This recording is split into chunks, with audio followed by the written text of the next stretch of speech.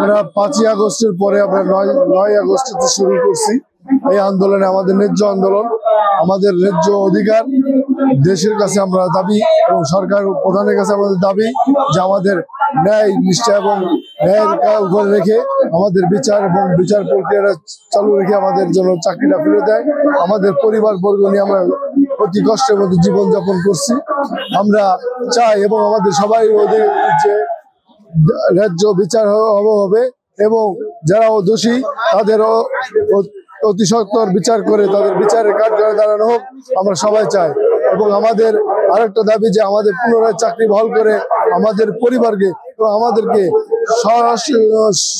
রাষ্ট্রের সাথে সম্মানের সাথে আমাদের জীবনযাপন করার জন্য অনুরোধ জানাচ্ছি সরকার প্রধানের কাছে।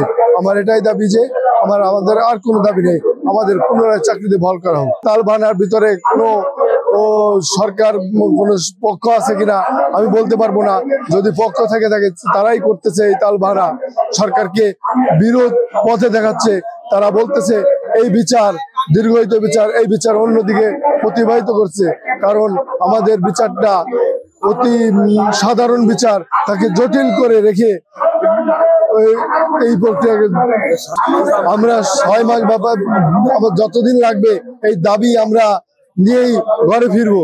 আমাদের এই প্রতিজ্ঞা এবং আমাদের এই বিশ্বাস যে সরকার আমাদের পক্ষে থেকে আমাদের বিদায় নিয়ে আসছি। আমরা এই দাবি পুনরুদ্ধার না করে আমরা এখান থেকে সরবো না। তাদের চাকরির বয়স না, তাদের পূর্ণ সুযোগ সুবিধা দিয়ে পেনশনের ব্যবস্থা করবা, যাদের বয়স আছে তাদের পূর্ণ বহাল করে তাদের চাকরিতে নিয়োগ দিয়ে দেশ এবং জাতির এবং দেশের সীমানা রক্ষার কাজে যেন নিয়োজিত করতে পারে, এই সুযোগ জন্য সরকারের কাছে আমরা বিশেষভাবে অনুরোধ যেন তারা আমার এই দাবিটা পূর্ণ করে দেবে।